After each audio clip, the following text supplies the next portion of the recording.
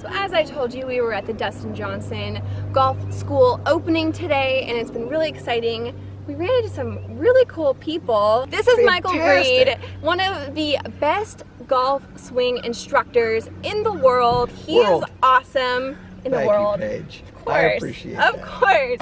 So I always get a lot of comments about what drills I can do or things to improve as an amateur player, and I think I'm a pretty good golfer, but I'm not a world-class swing instructor. So what do you think that you should do to just kind of quickly improve your game without a complete swing overhaul? So a couple of things here. One of the things that I think that helps people, no matter what level of ability, is not being afraid to tee a golf ball up. Okay. So many times, in fact, when I was working at Augusta back in the early 90s, I watched Nick Faldo hit golf balls on a Wednesday before Masters, which he ended up winning. Yeah.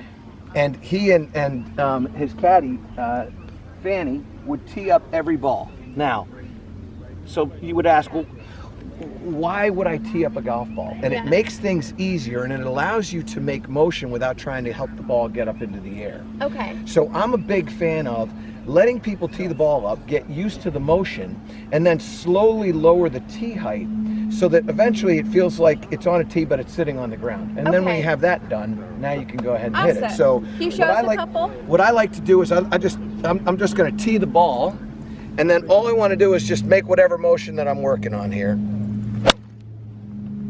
Now what ends up happening too is that as you get better and better and better, you start then understanding where the low point of the swing is. So if I'm a better player, I start focusing on, well, getting the bottom of the arc to happen in front of the tee. So now the tee is giving me a point of reference, right? So I know a lot of people will ask, well, how do you take a divot? And they might be saying, because my commenters are a bit hateful sometimes, and they're always— Don't you hate that when that happens? They're always questioning what I'm saying. I hate that. So they might say that, hey, I'm teeing it up. How is that going to help me one day take a divot? So it's going to tell you not only where you're taking a divot, but how to take a divot, right? Because you start thinking that the ball's this much in the air, and now you have to go down and you have to go get it. So it's incentivizing the chest to stay down or low through the shot. So many times people don't take divots because their chest is rising through the shot when the ball is up into the air, and now I'm trying to get the club into the ground. Now all of a sudden you realize where the chest is and how to get that chest on or in front of the golf ball, right? So if I get to here, now I'm going to go, okay, I want to get this club into the ground on this side of the ball. So now my focus is not necessarily hitting the ball, but hitting the ground after it. And that didn't quite go the way I'd hoped, so then you go and hit it again. And one of the things that I love about practice is it gives you instant feedback. So I go, well, you know what, I didn't do what I wanted to do there. Okay, so now I got to do this a little bit more.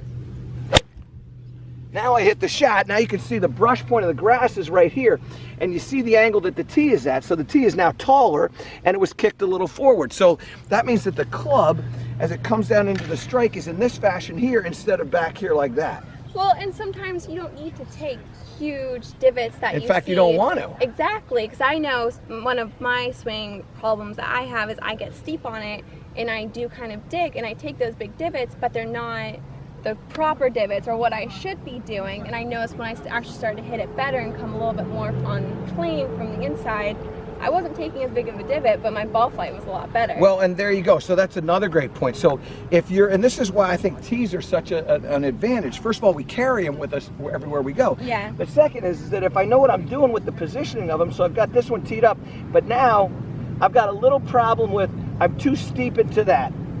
Let's get that out of the way. I'm too steep in what I'm doing, so I want to shallow. So what I'm going to do is I'm going to take a tee and I'm going to put it on the top side of that. Okay. And now by the club coming from the inside here, it's going to shallow it out, and I won't take a divot at all. In fact, I'll hit this pretty high in the air. Yeah. You can see how the ball jumps up into the air, and there's no divot there because I'm now missing that tee. So as I shallow it out, that's what I say, use a tee or tees to help you improve your game. Very simple to do. Yeah, well, thank you so much. And kidding, I love it. It's great. If you guys love these tips, where else can they find more from you? Just go to michaelbreed.com. You can find me there. There's also on Twitter, Facebook, Instagram, YouTube, and SiriusXM. But go and listen to the show, A New Breed of Golf, every weekday, 8 to 10 in the morning Eastern. So thank you. Gonna take over my YouTube channel. No, we're gonna have you come in. Tell me the Paige and Michael show. I like this though because you can just explain it at a much better Well, level than I can. I've done it a couple times. I know, right? But it's great too because I'm always learning and always seeing how I can help people. And I feel like sometimes instructors can make things very complicated. They want to be the smartest person in the room. Yeah, I don't. Or make like a whole swing change that people just, amateur golfers can't do. So thank you so much for this very simple and easy tip that everyone can do and try it out at home. And I really hope you enjoyed this.